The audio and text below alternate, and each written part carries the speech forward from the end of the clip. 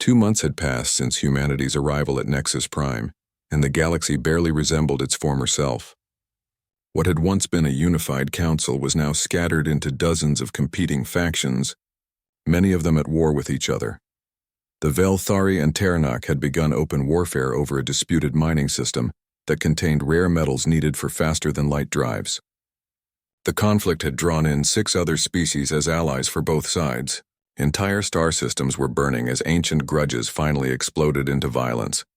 Vice Admiral Park Jun-young stood on the bridge of his flagship, watching the tactical display that showed the current state of galactic politics. Red zones marked active war areas. Yellow showed tense borders where fighting could break out at any moment. Green indicated the growing alliance of species that had aligned themselves with humanity. "Admiral," reported his intelligence officer, "we're receiving requests for human intervention from 4 different conflicts. The Zontar are asking us to protect their civilian transports. The Kethmar want us to escort their trade convoys. Both the Velthari and Ternak are trying to hire us as mercenaries."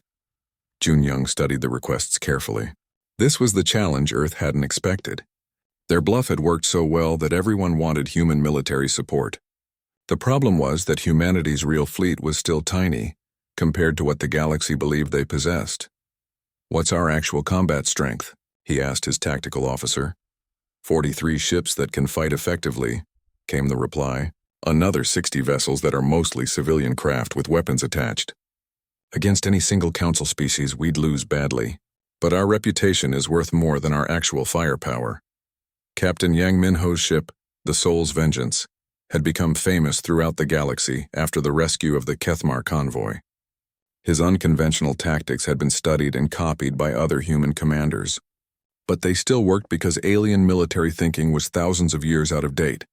"Captain," his communications officer announced, "we're receiving a priority message from Earth.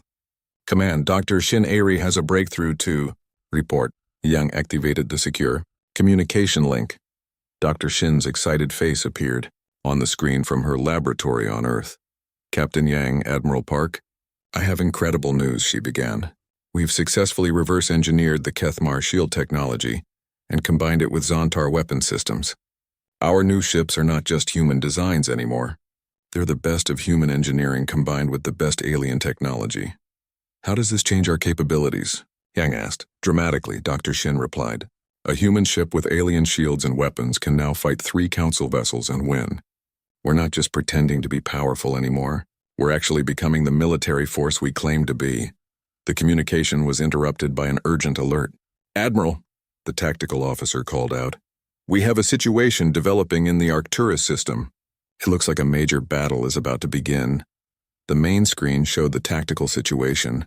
The Ternak had sent a large fleet to attack a Velthari colony world. The Velthari were calling for help from their human allies, but this wasn't a small skirmish like previous conflicts. This was a full-scale invasion involving over 200 warships. "Can we intervene?" Yang asked. "Not directly," Jun-young replied. "We don't have enough ships to affect a battle that size. But maybe we don't need to fight. Maybe we just need to be seen." He opened a communication channel to both fleets. "This is Vice Admiral Park Jun-young of the Human Space Force. By order of the Terran Alliance, both fleets will cease hostile actions immediately." The response from Terranak Fleet Commander Sektar was immediate and angry. "Humans have no authority in this system. This is a council matter." "The council is dead," Jun-young replied calmly. "The Velthari are under human protection. Any attack on them will be considered an attack on Earth. You cannot stop us," Sektar shouted. "We have 150 ships.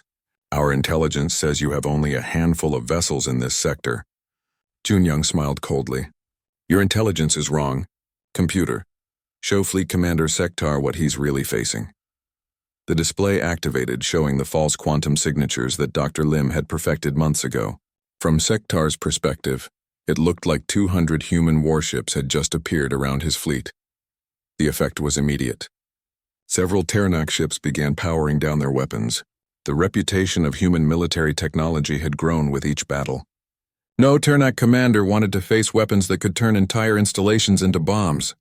"This is a trick," Sektar declared, but his voice lacked confidence. "Test it," Jun-young suggested. "Attack one of our ships and see what happens." There was a long silence. Finally, Sektar spoke again. The Terranek Republic will postpone this operation pending further intelligence gathering. Wise choice, Junyoung replied as the Terranek fleet began to withdraw. But back on Nexus Prime, Zephyra was growing more suspicious. She had been analyzing human intervention patterns and had noticed something troubling. They're always in the right place at the right time, she told Veltar during another private meeting. But they never commit large forces to any single battle. It's as if they're using minimal resources to achieve maximum psychological effect. Perhaps they're simply efficient, Veltar suggested hopefully.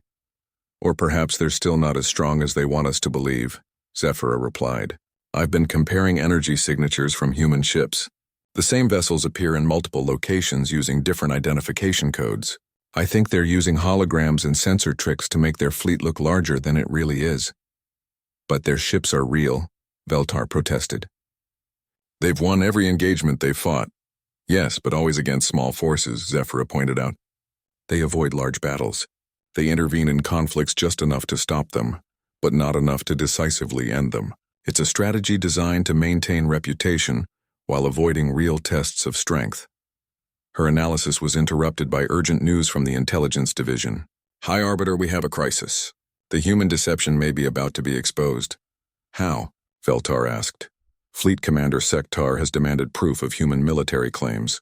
He's threatening to attack human territory directly unless they demonstrate their weapons in a controlled test. If humans refuse, their reputation will be damaged. If they agree, their deception may be revealed.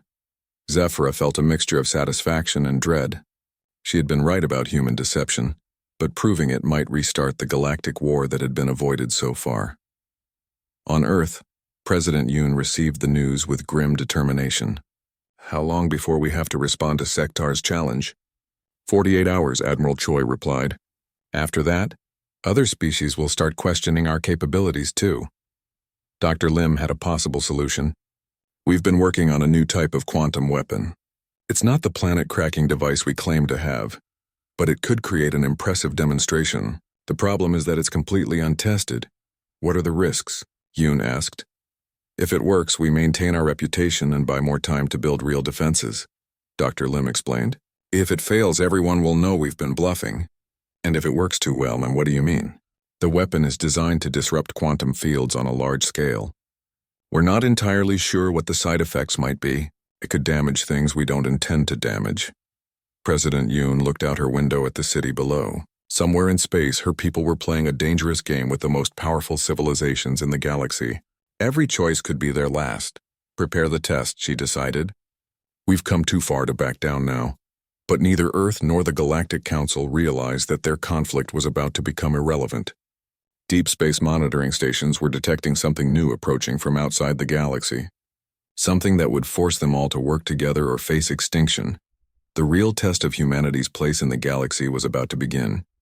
3 weeks after Ternak's failed attack, the Galactic Council existed only in name. What had once been a unified government now split into dozens of competing factions. Species that had been allies for thousands of years were fighting over resources and old territorial claims. Ambassador Nam In-soo arrived at Nexus Prime on the second human diplomatic ship. Unlike Taemin's mission of survival, Nam's job was to exploit the chaos that humanity had accidentally created. The situation has changed dramatically, Taemin briefed him in their secure meeting room. The Council is falling apart faster than we ever hoped. 6 species have already withdrawn from the Alliance completely. What about their military capabilities? Nam asked. Earth needs to know if we're dealing with real threats or paper tigers. Do-hyun spread tactical data across the table. That's the interesting part. Their technology is incredibly advanced, but their military thinking is ancient. They haven't fought real wars in centuries. They're making mistakes that human military academies teach students to avoid. Dr. Bae Mireille, the anthropologist who had arrived with Nam, studied her analysis of council psychology. They've become dependent on artificial peace. When that peace broke down, they lost the ability to work together effectively. Each species is acting according to its own nature instead of coordinated strategy. So Young nodded in agreement. I've been watching them for weeks. The predator species like Ternak are acting aggressively without thinking. The peaceful species are trying to hide and hoping someone else will solve their problems. None of them trust each other enough to share real intelligence. Nam smiled. Then it's time for Phase 2 of our strategy. Earth has authorized me to begin separate negotiations with individual species. The first target was the Kethmar, an aquatic species that controlled important shipping routes between Council systems. Their ambassador, Velkanos, met Nam in a specially prepared water-filled chamber. "The Council has failed us," Velkanos said through his translation device. "For centuries we have been treated as second-class members because we do not breathe air. The land dwellers make decisions that affect our trade routes without consulting us." Nam leaned forward. "Humanity understands what it means to be underestimated. Perhaps we can help each other." "What are you proposing?" Velkanos asked. "A mutual defense agreement," Nam replied. "Human protection for Kethmar shipping in exchange for information about Council military movements. We both benefit, and neither of us has to bow to Veltar or Ternak anymore." The negotiation took 3 hours, but Nam left with a signed agreement. More importantly, he left with detailed intelligence about Council fleet positions and supply lines. Similar meetings followed with 6 other species. Each one had grievances against the Council leadership. Each one was willing to trade information for human protection. On Earth, General Oh Byung-ho studied the intelligence reports with growing excitement. "This is better than we could have planned," he told President Yoon. "We're getting real-time information about alien military capabilities without having to spy for it. They're giving it to us voluntarily." Dr. Shin Airi had even better news. "The technical data we're receiving is incredible. The Kethmar have given us their shield technology. The Zontar shared their faster-than-light communication systems. We're advancing human technology by centuries in a matter of weeks. How are we doing on actual military strength?" Yoon asked. Admiral Choi updated the tactical display. "We now have 23 real warships instead of 12. Some of them are built with alien technology provided by our new allies. We're still nowhere near Council strength, but we're not helpless anymore." "And the fake fleet?" Yoon inquired. "Still working perfectly," Dr. Lim reported via communication link. "The quantum projectors are maintaining the illusion of 500 ships. But more importantly, we're starting to build real ships fast enough that the lie is becoming truth." Vice Admiral Park Jun-young commanded the small but growing human fleet. His flagship, the Earth's Pride, was the first vessel built with combined human and alien technology. It was faster than any purely human ship and carried weapons that could damage Council vessels. "Admiral," his communications officer reported, "we're receiving a distress call from a Kethmar convoy. They're under attack by Ternak raiders near the Proxima trade route." This was the moment Jun-young had been preparing for, the first real test of human military capability against alien forces. "All ships prepare for faster-than-light jump. We're going to show the galaxy what human protection actually means." The battle lasted only 20 minutes. The Ternak raiders expected an easy victory over a Kethmar cargo convoy. Instead, they found themselves facing human warships using tactics they had never seen before. Captain Yang Min-ho commanded the destroyer Seoul's Vengeance during the engagement. His ship used hit-and-run attacks, striking from unexpected angles and disappearing before the enemy could respond. The Ternak had trained to fight other Council species who followed predictable battle patterns. Human unpredictability confused and frightened them. "Target their engines, not their weapons," Yang ordered his crew. "We want prisoners, not martyrs." The strategy worked. 3 Ternak ships were disabled and captured. The remaining raiders fled back to their territory with reports of human ships that fought like nothing they had ever encountered. News of the battle spread throughout Council space within hours. Humanity had not just claimed to have military power. They had proven it in combat. But the victory created a new problem. On Nexus Prime, Zafira had finally gathered enough evidence to support her suspicions about human deception. "The timeline doesn't work," she told Veltar during an emergency meeting. "If humans have been in space for 50 years, our deep space monitoring stations would have detected them. If they have colonies in 12 systems, where did they get the population? Earth only has 8 billion inhabitants." Veltar's crystal form dimmed as he considered the implications. "Are you saying they're lying about their capabilities?" "I'm saying they were lying 3 weeks ago," Zephyra corrected. "But something has changed. The ship that attacked the Ternak raiders was real. The weapons they used were real. Somehow humanity has gone from pretending to be powerful to actually becoming powerful. How is that possible?" "By using our own divisions against us," Zephyra realized. "While we've been fighting each other, They've been gathering intelligence and technology from every species willing to trade with them. They've turned our civil war into their military research program. The conversation was interrupted by an urgent communication from the Council's Intelligence Division. High Arbiter, we have a problem. 3 more species have announced their withdrawal from the Council. They're forming a defensive alliance with humanity. Veltar felt something he had not experienced in centuries: despair. The great galactic civilization he had helped build was falling apart. Worse, it was being replaced by something centered on a species that had been unknown just 1 month ago. What do we do? He asked Zephyra. We adapt or we die, she replied sadly. The old order is finished. Humanity didn't destroy it with weapons. They destroyed it by showing us who we really were underneath all the ceremony and treaties. That night, Taemin stood in his quarters looking out at the stars. Ships from a dozen different species were docked at Nexus Prime, but they weren't here for council business anymore. They were here to negotiate with humanity. So Young entered his room with a datapad full of reports. I've been analyzing the psychological profiles of our new allies. They're not following us because they're afraid of our military. They're following us because we're offering them something the Council never did. What's that? Taemin asked. Choice, So Young replied. The Council forced peace on them. We're offering them the chance to choose their own future. Even if that future includes conflict, it's their decision to make. Taemin nodded. And that's what makes us dangerous to the old order. Not our weapons or our ships. The idea that people should be free to choose their own path. Outside the window, more ships arrived carrying diplomats from species that wanted to join the growing alliance around humanity. The galaxy was changing, and there was no going back. The emergency session of the Galactic Council began at dawn. Veltar had called every species representative to the main chamber. The news from the scout ships had reached Nexus Prime 6 hours ago, and panic was spreading. The human claims appear to be true, announced Commander Zethka, a blue-skinned alien who led the Council's Intelligence Division. Our ships have confirmed the existence of 12 human colonies. Each one is defended by weapons we cannot identify. Ternak slammed his scaled fist on his speaking platform. This is impossible. 2 days ago, humans were begging us for mercy.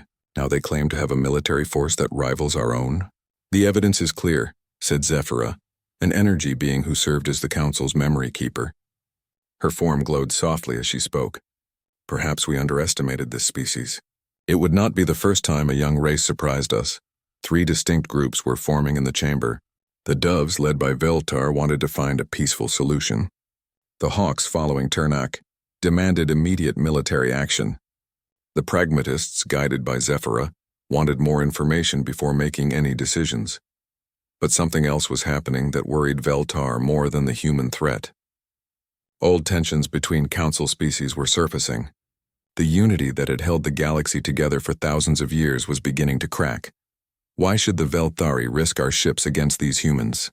Asked Ambassador Kolnar, speaking for a species that had joined the Council only 300 years ago. This conflict benefits only the older species who control the central systems. Similar complaints came from other younger Council members. The forced peace that had kept them united was only strong when they all faced outward toward new territories. Now, with humanity blocking their expansion, they were turning on each other.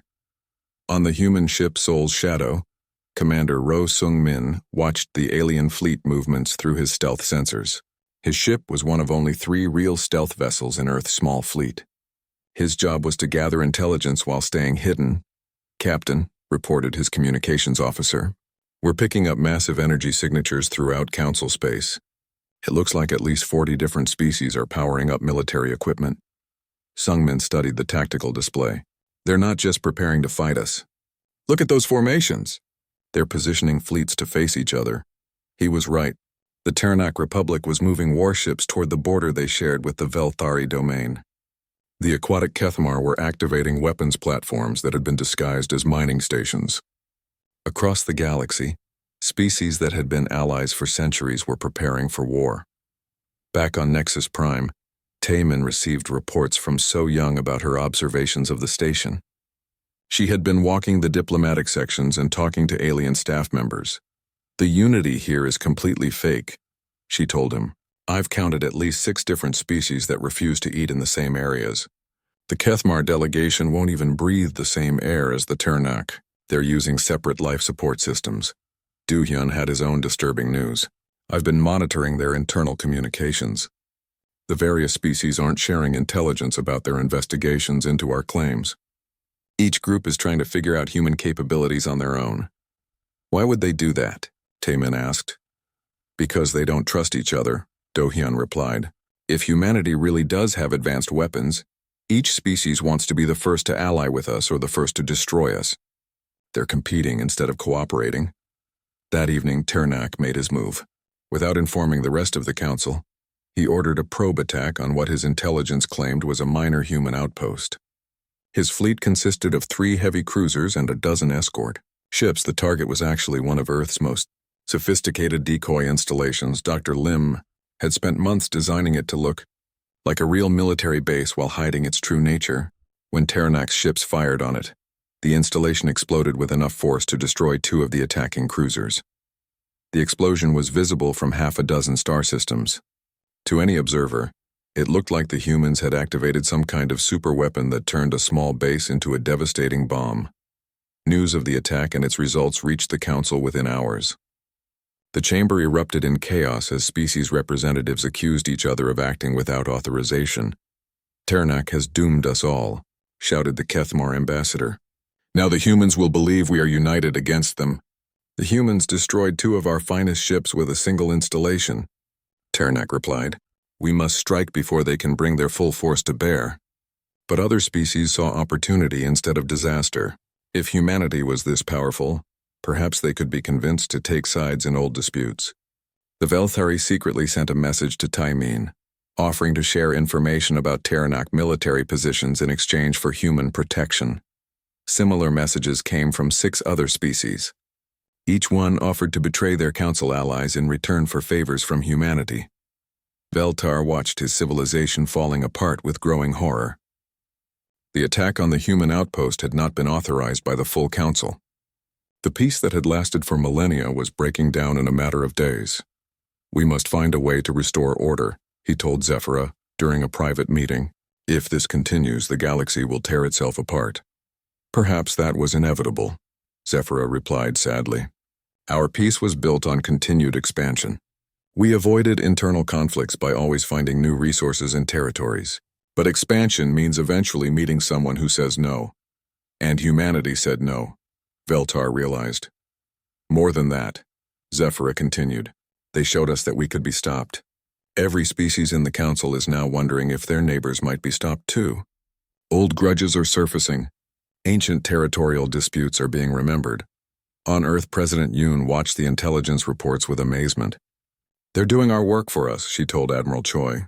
We created fake military strength to scare them. Instead, we've made them scared of each other. The plan is working better than we hoped, Admiral Choi agreed. But it's also more dangerous. If they unite against us, we're finished. If they keep fighting each other, we might survive long enough to build real defenses. Dr. Lim entered the room with her latest report. The quantum surveillance network is detecting massive fleet movements throughout council space. At least 12 different conflicts have started in the past 48 hours. None of them directly involve humanity. How long before they realize what we've done? Yoon asked. That depends on how angry they get with each other, Dr. Lim replied. Right now, they're too busy fighting to investigate us properly. But if someone smart starts asking the right questions, on Nexus Prime that someone was Zephyra. As the Council's memory keeper, she had access to thousands of years of historical data. She had begun comparing humanity's claimed expansion timeline with known galactic events. Something is wrong, she told Veltar. If humans have been in space for 50 years, why do we have no record of detecting them? Our sensor networks monitor all faster than light travel. Perhaps their technology is more advanced than ours, Veltar suggested. Or perhaps they are lying, Zephyra said quietly. But if they are lying, they have done something far more dangerous than threatening us with weapons. What do you mean? They have shown us that we were never really united, Zephyra explained. And once that illusion is broken, it cannot be repaired. As night fell on Nexus Prime, the galaxy burned with the light of a dozen new wars. Humanity's bluff had worked too well. They had not just scared the Council, they had destroyed it. President Yoon Hee-jin read the message from Ambassador Taemin 3 times. The dove must learn to roar, She knew exactly what it meant. The Galactic Council was trying to put humanity in a cage, and their diplomats needed help. She walked to her office window and looked out at the night sky. Somewhere up there, 3 humans were facing hundreds of alien species that could destroy Earth without breaking a sweat. But Yoon had not become president by giving up when things looked impossible. "Get me Fleet Admiral Choi Woo-bin," she told her secretary. "Tell him it's time for protocol blackout." 20 minutes later, Admiral Choi entered her office. He was a tall man with gray hair and serious eyes. He had spent the last 10 years preparing for this exact moment. "Madam President," he said, "I received your message." "Are we really doing this? Do we have a choice?" Yoon replied. "The aliens want to lock us in our own solar system forever. That's not living. That's just surviving." Admiral Choi activated a secure communication device. Dr. Lim Jiho is standing by. She's been working on the technical side of the plan for 3 years. Dr. Lim's face appeared on the screen. She was in her laboratory, surrounded by computers and strange-looking equipment. "Madam President, Admiral Choi, all systems are ready. We can begin the operation whenever you give the word." Yoon took a deep breath. What they were about to do would either save humanity or get them all killed. Begin protocol blackout. Make the galaxy think humanity is much stronger than we really are. For the next 6 hours, teams across Earth worked on the biggest lie in human history.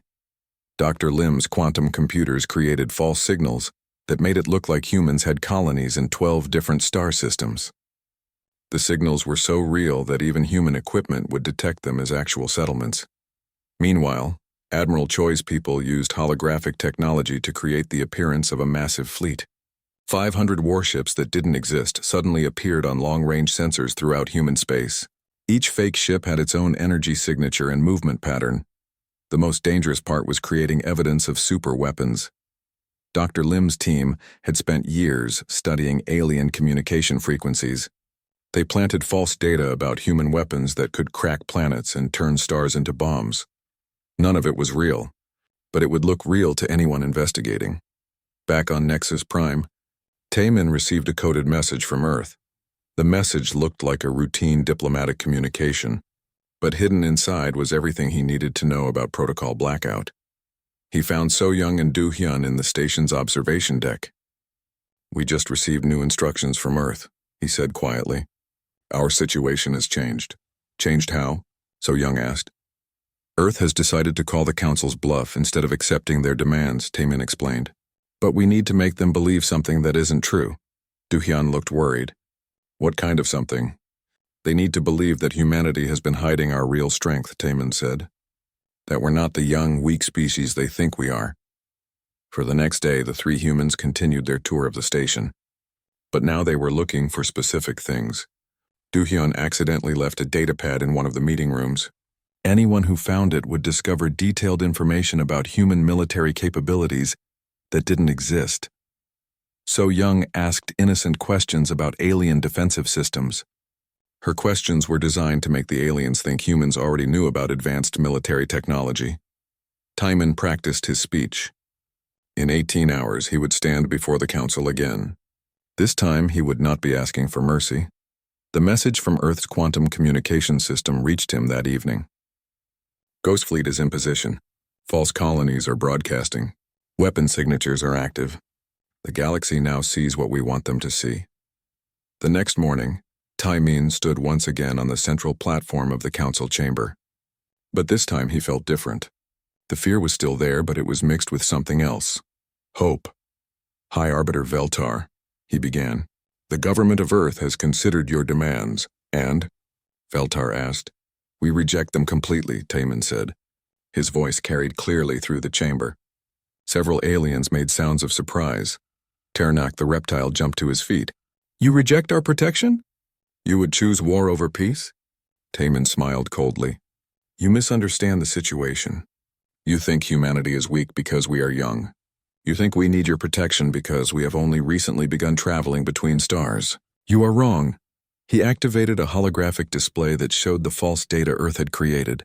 Images of human colonies appeared throughout the chamber. Hundreds of warships moved through space around Earth's solar system. "Humanity has been in space much longer than we have told you," Taemin continued. "For the past 50 years, we have been quietly establishing colonies and building fleets. We chose to appear weak because we wanted to observe you before revealing our true capabilities." The chamber erupted in noise. Aliens were shouting in dozens of different languages. Some looked angry, others seemed afraid. Veltar raised his crystal hand for silence. These claims are difficult to believe. "If humanity possessed such capabilities, why would you hide them?" "Because we learned from watching you," Taman replied. "We saw how the Council treats species they consider threats. We decided it was better to let you underestimate us." He activated another display showing false weapon test data. "Our military scientists have developed weapons that your species stopped researching thousands of years ago. We continued that research because we never stopped fighting wars. Every conflict taught us something new." Do-hyun stepped forward and handed Taemin a datapad. "Admiral Choi sends his regards," he said loudly enough for nearby aliens to hear. "The Fifth Fleet is in position should these negotiations fail." Taemin pretended to read the message. "The Admiral wishes to know if he should activate the planet-cracking charges placed around this station." The effect was immediate. Several alien delegates stood up and began arguing with each other. Some demanded immediate military action against humanity. Others insisted on investigating these claims first. Ternak pointed a clawed finger at Taemin. "This is a trick. Humans are lying." "Are we?" Taemin asked. "Your own sensors detected our colonies yesterday. Your long-range equipment is tracking our fleet movements right now. If we are lying, prove it." Veltar's crystal body was glowing brighter than before. "The Council will investigate these claims. If they prove false, and they won't," Taemin interrupted, "because humanity did not come here to surrender. We came here to negotiate as equals. You have 72 hours to decide if you want humanity as an ally or an enemy." He turned and walked toward the exit. So-young and Do-hyun followed him. Behind them, the council chamber was in chaos as hundreds of aliens argued and shouted. As they reached their quarters, So-young grabbed Taemin's arm. "Do you really think this will work?" "It has to," Taemin replied. "Because if it doesn't, humanity just declared war on the entire galaxy." That night, alien scout ships rushed toward the fake human colonies. They would find exactly what Earth wanted them to find: advanced settlements defended by weapons that looked incredibly dangerous. The game had begun. Now they just had to hope they could keep playing it long enough to win. Ambassador Lee Taemin stared out the window of the transport ship as they approached Nexus Prime. The massive space station stretched for hundreds of kilometers in every direction. Lights blinked across its surface like stars. He had never seen anything so big in his life. "First time seeing it?" asked Dr. Park So-young from the seat next to him. She was Earth's top expert on alien cultures. Her job was to help humans understand how other species thought and acted. "Yes," Taemin replied. "It makes our biggest space stations look like toys." Captain Kim Do-hyun walked over to them. He was supposed to be their military guard, but Taemin knew his real job. Do-hyun was gathering information about alien military power. Earth needed to know what they were up against. "The docking bay is bigger than most Earth cities," Do-hyun said quietly. "I count at least 50 different ship designs. Some of them are armed," So-young frowned. "That's strange. The Council claims they don't have wars anymore. Why would they need weapons?" The transport ship entered the docking bay. Alien beings moved around the platform. Taemin saw creatures with 4 arms, others that looked like walking crystals, and some that seemed to be made of pure energy. After 3 months of travel from Earth, they were finally here. A tall, crystal-like being waited for them at the exit. Its body was clear blue and seemed to glow from inside. When it spoke, its voice sounded like music. "I am High Arbiter Veltar," it said. "Welcome to Nexus Prime. The Council is ready to hear from humanity." They followed Veltar through long hallways. The walls showed moving pictures of different planets and star systems. Taemin counted over 200 different worlds. Each one belonged to a different alien species that was part of the Council. "Your species is young," Veltar explained as they walked. "Most Council members have been traveling between stars for thousands of years. We have learned that peace is the only way for so many different peoples to live together." The Council chamber was enormous. Taemin felt very small as they entered. Seats rose up in circles around a central platform. Hundreds of different aliens sat in those seats. Some breathed air like humans. Others lived in water tanks or energy fields. Veltar led them to the center platform. The noise in the chamber slowly died down as all eyes turned to the 3 humans. Taemin had given speeches to world leaders before, but this was different. These beings could destroy Earth without even trying. Members of the Galactic Council, Veltar announced. We gather to discuss the future of the species that calls itself humanity. A large reptile-like creature stood up from one of the seats. Its scales were dark green and its eyes were yellow. High Arbiter, why are we discussing anything? These humans are clearly too dangerous to be allowed free movement through space. Several other aliens made sounds of agreement. Taman felt his heart beating faster. Veltar raised one crystal hand for silence. Ternak speaks from fear, but his concerns are shared by many. Humanity, in only 200 years since discovering fire-based technology, you have spread to several planets in your star system. You have built weapons capable of destroying your own world. Most troubling, your history shows constant warfare between your own kind. The High Arbiter's voice became more serious. Other species took thousands of years to reach where you are now. They learned wisdom through experience. You have not had that time. This is why the Council must act. Taman stepped forward. What exactly are you asking of us? We are not asking, Veltar replied. We are telling. Humanity must sign the Pax Galactica Treaty. This will place Earth under Council protection and guidance. You will be allowed to keep your current territories in your solar system. In exchange, you will not expand beyond those boundaries without Council permission. And if we refuse? Taman asked, though he already knew the answer. Ternak the reptile stood up again. Then we will take corrective measures. Your species will be contained by force if necessary. Taman looked around the chamber. Hundreds of alien faces stared back at him. Some looked curious. Others seemed angry or afraid. A few appeared to be studying the humans like interesting insects. I need time to discuss this with my government, Taman said. You have 72 hours, Veltar announced. The Council will wait for your answer. As they left the chamber, So Young whispered to Taemin, Did you notice how many of them have scars? For a peaceful civilization, they sure look like they've seen battle. Do-hyun nodded. I spotted at least 12 different species with what looked like military equipment. Hidden, but there if you know what to look for. That evening, they were given rooms in the diplomatic section of the station. Taemin sat at his desk and activated his communication device. He had to send a message to Earth, but he knew the aliens were probably listening. He thought carefully about his words. Earth's leaders would understand the hidden meaning. The dove must learn to roar, he typed and sent the message. So Young visited his room an hour later. I've been walking around the station, she said. I'm seeing things that don't match what they told us. There are whole sections that are clearly military. And the different species, they don't act like friends. More like they're all watching each other. Do-hyun joined them. I managed to scan some of their equipment. Their technology is thousands of years ahead of ours, but it's old, like they haven't improved it in a very long time. Everything is built for defense, not exploration. Taemin nodded. I think their peace isn't what it appears to be. They're not peaceful because they chose to be. They're peaceful because they're afraid of each other. So what do we do? So Young asked. We can't fight them. Earth has maybe 50 real warships. They probably have thousands. We can't fight them, Taemin agreed. But maybe we don't have to. He looked out his window at the vast space station. Somewhere out there, Earth was waiting for his recommendation. The government trusted him to find a way out of this impossible situation. Get some sleep, he told his companions. Tomorrow we start learning everything we can about how this council really works. And then we're going to do something that might save humanity. What's that? Do-hyun asked. Taemin smiled, but his eyes were cold. We're going to teach them that sometimes the smallest dog has the loudest bark. As his friends left, Taemin stared out at the stars. In 72 hours, he would have to give the council an answer that would decide humanity's future. But first, he needed to understand exactly what kind of game they were really playing. 6 months after Ambassador Taemin first stepped onto Nexus Prime, the galaxy had transformed completely. The old Galactic Council was nothing but a memory.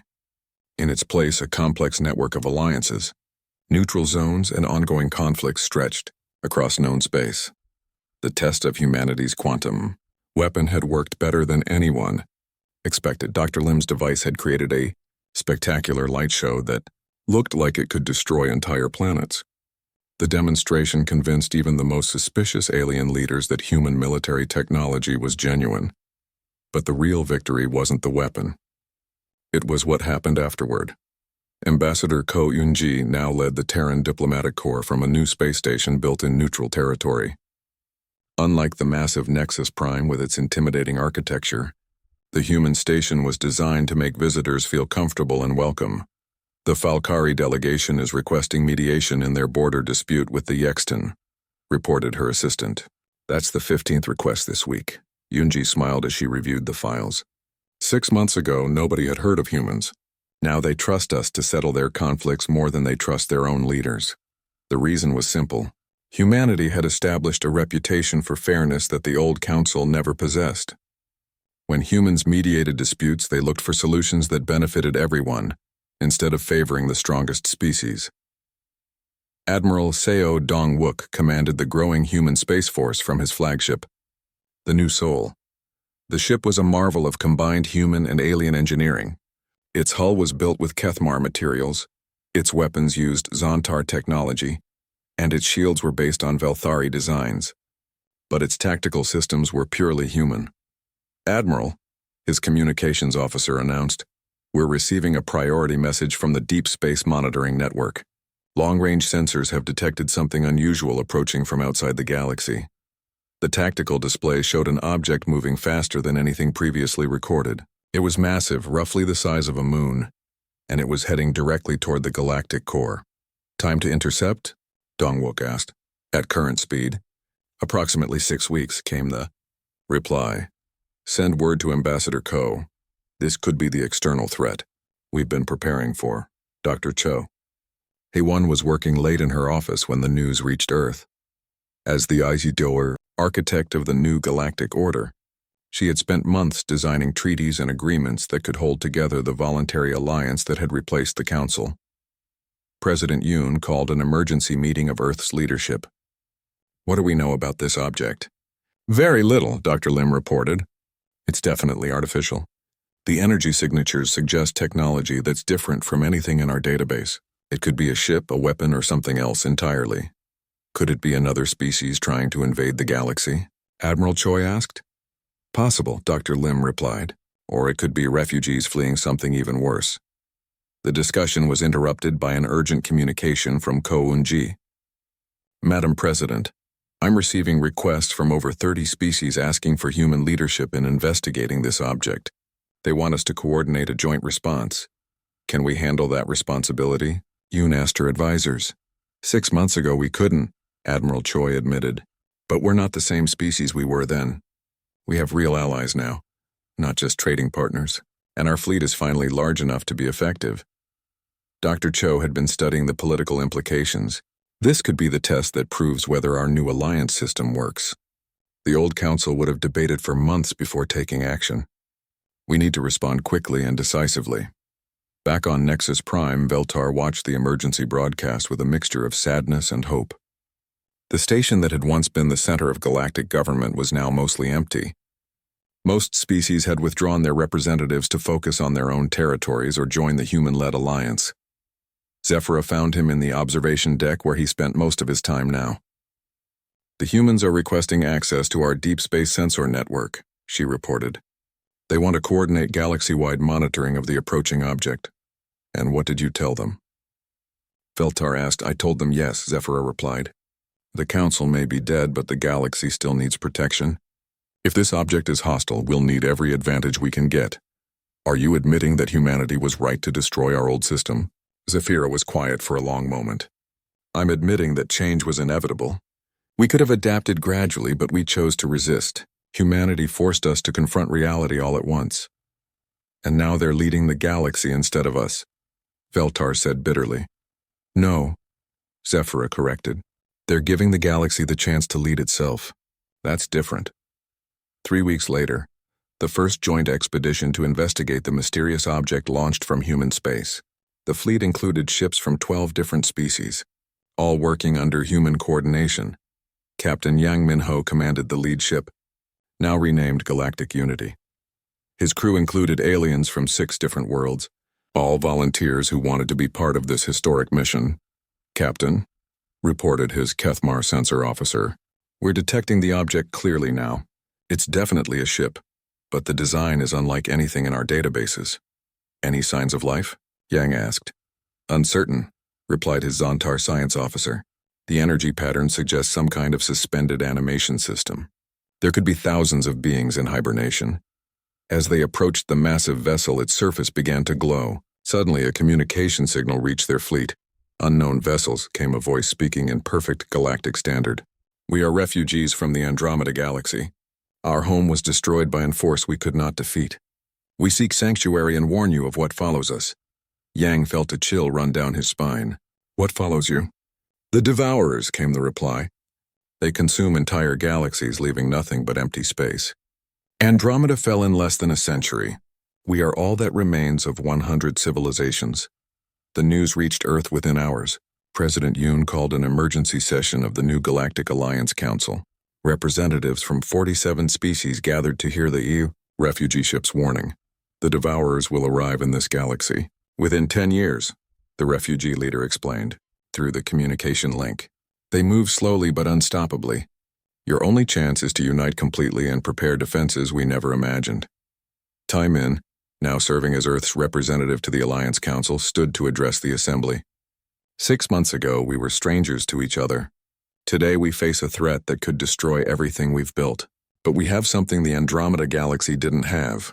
"What's that?" asked the Velthari representative. "Experience in working together despite our differences," Tai Min replied. "The Council fell because it was built on forced unity. Our alliance is built on chosen cooperation. That makes us stronger than we appear." The vote was unanimous. Every species agreed to begin immediate preparation for the Devourer threat. But more importantly, they agreed to do it together. Ko Yunji addressed the assembly as they prepared to leave. "The old galaxy is gone. What we build next will be tested by fire, but it will be our choice, built by our hands, defended by our courage." As the session ended, Veltar approached Tai Min privately. "I owe you an apology," the crystal being said. "When you first came to us, I thought humanity was too young and dangerous for the galaxy. I was wrong." "You weren't wrong about us being dangerous," Tai Min replied with a smile. "You were wrong about that being a bad thing. Sometimes the galaxy needs a little danger to keep it alive." Outside the window, ships from dozens of worlds worked together to build the first joint defense stations. Humanity had called the galaxy's bluff and won. Now they would all discover what they could accomplish when they stopped pretending and started building something real. The Devourers were coming, but they would not find a galaxy divided by ancient fears and forced peace. They would find free peoples who had chosen to stand together, and that would make all the difference.